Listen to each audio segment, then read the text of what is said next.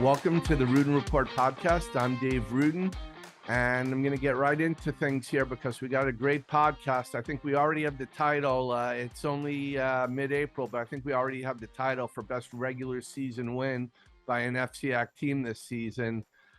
Taping this on Sunday afternoon, and yesterday the Darien girls lacrosse team went down to US Lacrosse Headquarters in Maryland and took on St. Paul's, the number 3 team in the country. Darien's number 1. And after a 2-hour weather delay, held on. Goalie Hope Shadowell made an incredible save with 9.8 seconds to go, and Darien came away with the 13-12 win.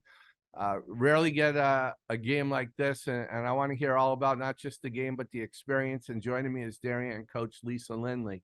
Hey, Lisa, how you doing? Hi, Dave. Thanks for having me. This is pretty cool. Number one, you must be feeling pretty good. I know how you're as competitive as any coach is, and to go out there and beat the number 3 team in the country down there had to be pretty exciting. Yeah, it was thrilling actually. I was very proud of my girls. I thought they showed some real fortitude and resilience, and they fought hard to the end. It wasn't a mistake-free game, which it can never be, but they really came up big when they had to. So very, very proud of them and their effort. Yeah, I was watching DAF, which does a terrific job, actually went down there and streamed the game, and I was watching. It was 5-5 tie with about 6 minutes and change to go in the first half, and then you had a weather delay. I saw it was raining. I don't know if there was some thunder or lightning, or at least a threat of it, but you went into a delay, and I had to go see the Darien boys play, and so I missed the ending. But number one, let's just talk a little bit, about the game and what led to your being so successful. And one thing that stood out, obviously, the Chloe Humphrey story just keeps getting better and better. The number 1 ranked player in the country, and I saw she scored 7 goals. So she scored 3 right off the bat. I saw those, so she was really terrific. Chloe was dialed in from the beginning, obviously. I think it's always helpful for her when she scores quickly in a game to set the tone. And I was quite surprised that St. Paul's didn't do anything differently. Certainly when she came out with 4 quick goals, they didn't really make any adjustments in terms of marking her up. So, but I can't say enough about Chloe, right? I finally have her healthy for a full season, and she's a competitor. And, being a teammate or coaching her, I think it's a once in a lifetime for all of us, really. I mean, it's incredible, and she's dealt with stress fractures in her hip in the back the last 2 years, and you're reticent to compare players from different eras because you don't want to tick off your alumni, but you admitted to me 2 weeks ago, Chloe's the best talent you had, and you know what? She's proven it right. She's proven it right now. No, absolutely. I mean, look, without a doubt, and the one thing that really struck me yesterday is if you watch the game, Chloe got pounded in terms of physically, and I think she drew 1 card, but she should have drawn 4 or 5 cards. And she popped right back up, and it was not she was not affected by it. And I think that's another example of her mental and physical toughness. Obviously, one player doesn't win the game for you. Your whole team played really well. I saw Colette, I think, had a hat trick. Yeah, Colette, I told Colette this after the game. She had the best game of her career so far. She dominated in the draw in the second half, and she had 3 huge goals. She played great on the defensive end. So, you know, I was very, very happy with her play for sure.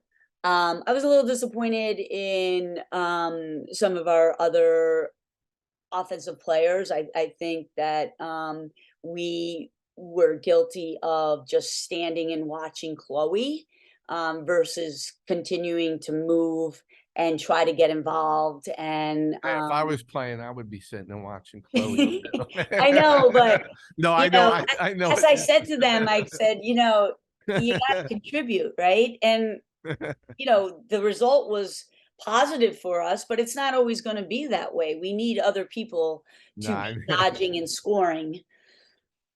your defense, your defense seemed to, from what I saw, at least early on, was playing really well. And again, Hope's real. You lost an unbelievable goaltender, and Hope's doing a nice job stepping up this year. Yeah, so first of all, my defense is amazing. I think I have the strongest four low defenders in the nation, bar none. Plus with Cece Chandler and Colette and Sadie on the DN, they're really doing well. And Hope, you know, has been doing an outstanding job. I think she had three huge key saves. Some of the, you know, she let some soft goals in, but she battled back and made the big saves when she needed to. So that's all positive. I think that if anything, this game will hopefully give my girls confidence in terms of, hey, we can play with anyone, and the number one ranking is deserved at this point. But there's a lot of season left. So, you know, my job and the other coaches' jobs are to keep our girls focused and not to get ahead of themselves, and make sure that we're ready for each and every game that's coming up, and not like looking too far ahead. Yeah, I said last year, given lacrosse that you can play out of state, and Yeah. given the schedule you had, that your regular season last year when you went 15-0, given who you played, was probably the best regular season ever by any FCAC team. And you're on your way right now to duplicating that so far. Like you said, there's a lot still to go. It's early, but so far, you've got to be happy what you've seen from this team. Oh, absolutely. And you know what? I think we're improving each and every game in certain areas. And what you hope for as a coach is making sure that the pieces all come together at the end, so that we, you know, as we have more days of practice and we can, you know, refine things, that we become better at them. So, and I see that. You know, I think after a game like yesterday, which was physically and mentally trying, you know, it's important that my girls like get a little bit of rest and you know, reattack the week you know, next week. Did you stay overnight Friday night? Or No, I did not. So here's what happened. It was kind of a weird situation. We could not get a bus company that would drive us down to Maryland and back in one day. So the parents drove their kids. Each parent drove their kid, and some parents went on Friday nights, and some parents left on Saturday morning. The coaches left on Saturday morning, and we just did like a round trip. Wow, that must have, I mean, that had to make you to drive all the way to Maryland and have to go play the number 3 team in the country. Yeah, you know, and so that, you know, that's another thing too, is like Yeah. that, you know, it was an easy thing for us, but you know, the girls did it, and you know, even better that we won. Yeah, it would have been a real long ride home for everybody. But to do that, and then if that wasn't enough, you had a 2-hour delay. Just I had the game on background waiting to see if it started up, and it never did. But what happened with the delay, and how did that affect things too? Well, we went into the locker room. Again, as I said, they thought originally they told us it was only going to be 30 minutes. But what happened was there was a storm that came in, there was lightning. Each time it lightnings, they add 30 minutes on. So, we started listening to music, and then when it kept getting delayed, the girls started playing Hangman and some other games. Then it was another 30 minutes. Then they went upstairs and walked around the museum.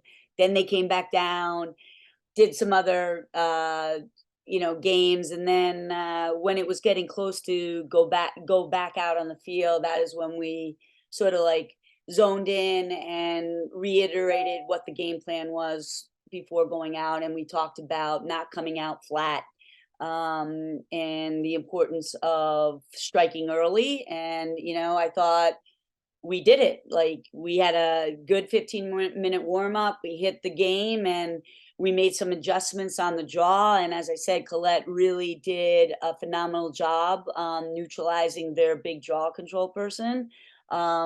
So we were good. What happened right after? It was 5-5 with 6:22 to go when this all happened. What was the score at halftime? Shoot, I Did you I don't score? Did you take the lead right coming out of the delay? know.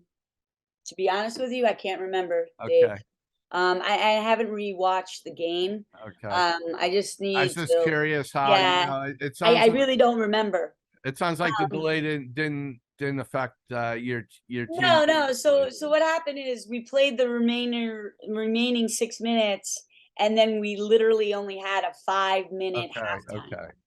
So That makes sense. yeah, At that point, you don't really need a break after yeah, 6 minutes. Again, you're yeah, just gonna get off. yeah.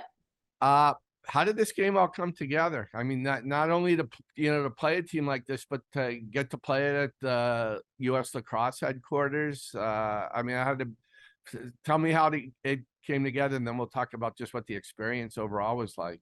Right. So I'm friends with the St. Paul's coach. We were working at camp together this summer, and we were talking and just said, "Hey, we should get our teams together and play." And I was like, "I love the idea. We can come down there, as long as it's over our break. We don't mind making the trip." And then that evolved to she saying, "Hey, if I can get the game at US Lacrosse Headquarters, would you be into that?" I'm like, "Yeah, absolutely. I think that would be amazing for everyone." So that's how it came about. That's pretty close. Is this something that could become an annual thing, or is it one of these things where you want to wait and see if you're where you are and what the other No. team doing? So that's the thing is, like, I hate when coaches do that to me in terms of, like, I'm only gonna play you when I'm good. I'll play anyone, whether I'm good or bad, if I'm down or if I'm stacked. I definitely wanna play a St. Paul's again. In fact, I asked them, while we were talking before the game, I'm like, "You gonna come to us next year?" And they were trying to say that they couldn't come to us because they could only come during their break, and their break is in March. And I'm like, "Well, we don't start practicing until March." So this, in essence, what's gonna happen is if we want St. Paul's on our schedule, it's gonna always be Darien driving to St. Paul's. Okay. So, you know, do I mind doing that? Not really, but I don't know if my parents and my kids mind that. Tell St. Paul's to put you up someplace for the night. Yeah, that's true. Maybe they can do like that they do with Babe Ruth baseball or something. Y'all go down there and you stay with another family or something. I don't think that would work out really too. I don't think that would work out too well. It's the way they used to do it in the summertime with Babe Ruth baseball. They'd go down for a week and stay with a family, and I I guess mean, yeah, I mean, it makes sense, right? But again, I don't know how that would work when we're going to be competitive the next day. they should actually look into doing something just in terms of that the lacrosse headquarters have like a weekend and get like set up a few games with the best teams. That would be great for the sport.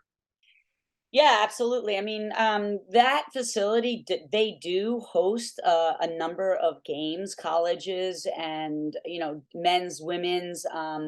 I think we were one of 2 high school games this season, which is amazing. But they really do a good job. The facilities was amazing. A really neat thing was we were in a locker room with which was donated by the Noto family. And Gabby Noto was a former player of mine. And so that was really cool to be in their donated locker room with their signage. So that was pretty amazing. That's pretty cool. The Notos really, Yeah, wow, that's pretty amazing. yeah. It just sounds like this was you know, you're used to traveling and playing everybody, but you know who you were playing and where you were playing them sounds like it was just a tremendous experience for your entire team and for the program. Yeah, I would definitely agree with that. As I said to the girls, even before the game, I was like, you know, I don't want you to think about winning or losing. What I really want you to do is embrace this experience and enjoy it and enjoy what is, being presented to you, because not a lot of kids in your shoes are able to do this, right? Like, we're playing on the biggest stage in one of the biggest games, and a packed crowd. It was phenomenal. How many people were there? I don't know, but like literally when I looked behind, the whole stands were packed. And it wasn't just St. Paul's fans. We had a huge contingent from Darien, and I do want to make a shout out to DAF, because they trucked down there. They did a great job as always, and those guys do a phenomenal job. And Damien, It was a high quality broadcast. Like I said, I watched until the delay and they yeah, do a terrific job. And for them to make that trip, yeah, uh no, I know, and yeah, we're so appreciative, and Damien does a great job with those guys, and yeah. they're just amazing. And I know the girls appreciated it, and we certainly, as a program and coaches, appreciated it. And so do all of us as consumers I appreciate. know, because I've gotten I never, you know, I was looking forward. I was going to watch your whole game, then go to over to the boys' game. I was bummed out when the delay took so long. yeah, It was fun watching you know, it was just fun watching watching the game. thanks. Okay, so now we you know, we got that in the rear view mirror. I know you don't let them coast off of this too long. I didn't take a peek at the schedule, but before we even discuss a couple of the FCAC teams, who out of state do you still have coming up? We have Ward Melville next Saturday, which is the #1 ranked team in Long Island right now. Okay. And then the next Saturday, we have St. Anthony's, which is the #4 ranked team in Long Island. So, yeah, we don't have much time to, You don't you know, celebrate victories long in Darien. yeah, exactly. But and then we have Ridgefield coming up on Thursday, which will be a hard game, and then we have New They're Canaan. undefeated. They're undefeated right now. This is one of the better Ridgefield teams we've seen in a while. Yeah, but listen, we're not taking Ridgefield lightly by any means. So we have to prepare for them, and then we have New Canaan next Wednesday. Is that it's a week from Wednesday? Yeah. Okay, I gotta put that one down on the.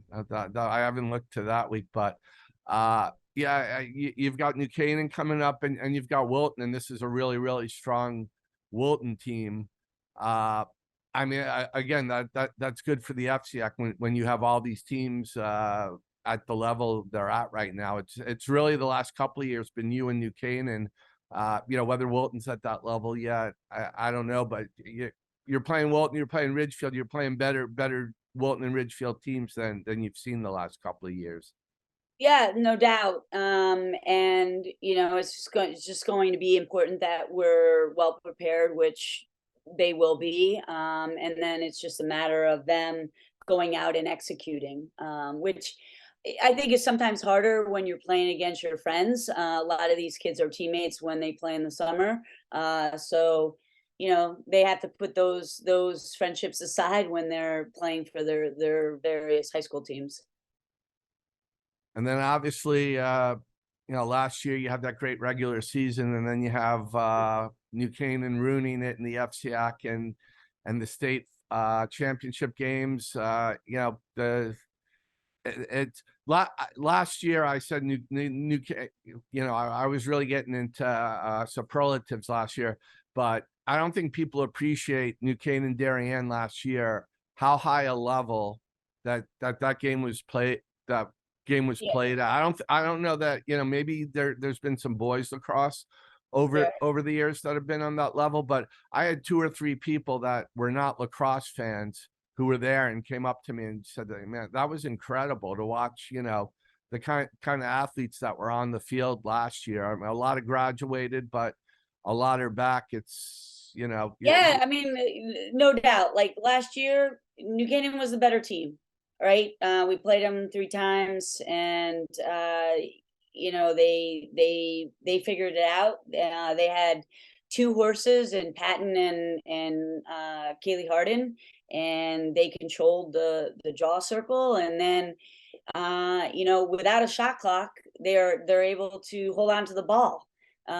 So you know I guess last year was their year. I hope that this year it's differently. Obviously, I do think that they have a different team, as we have a different team. But I like our chances.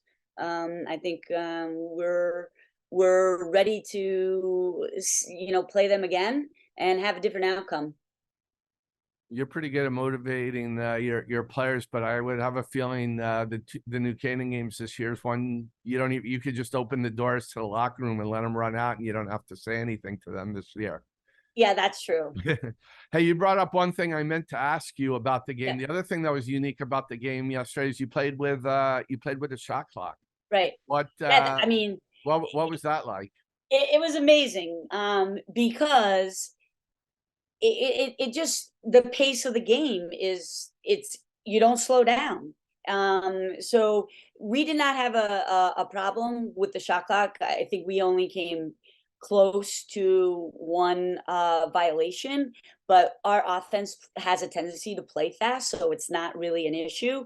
But in terms of spectators and coaching, the flow of the game is much more exciting. Oh, I would love to. There's nothing worse than watching a team take 3 minutes to set up and Right. run a play. And your defenders must love it. They don't have to defend for. I mean, Yes, exactly. they have to be intense. They can't let down, but they don't have to worry about defending great for 2 minutes and then in 2.5 minutes they give up a goal or something.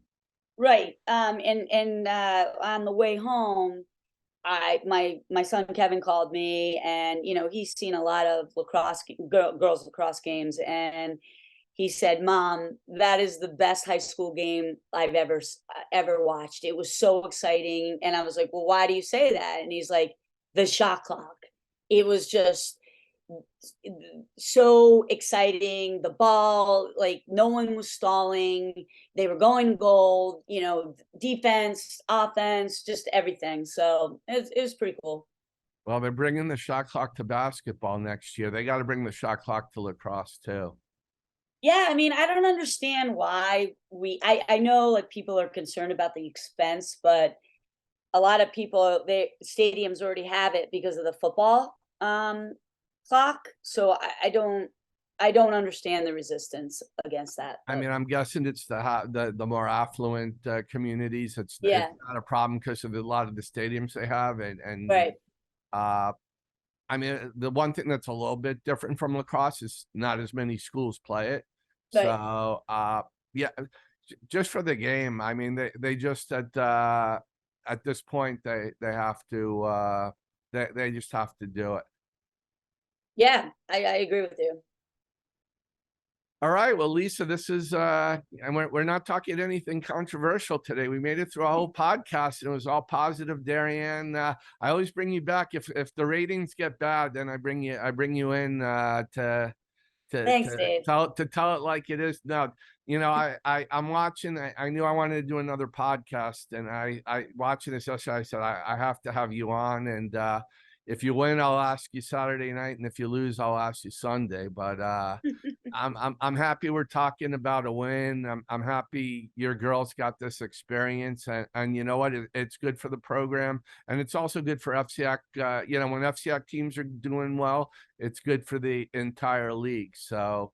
Absolutely, and I'll thank you for always being supportive of us and all high school sports, and for doing what you do in terms of getting the press out there, and writing stories and doing podcasts and things like that, and supporting all high school sports is really a phenomenal thing that you do.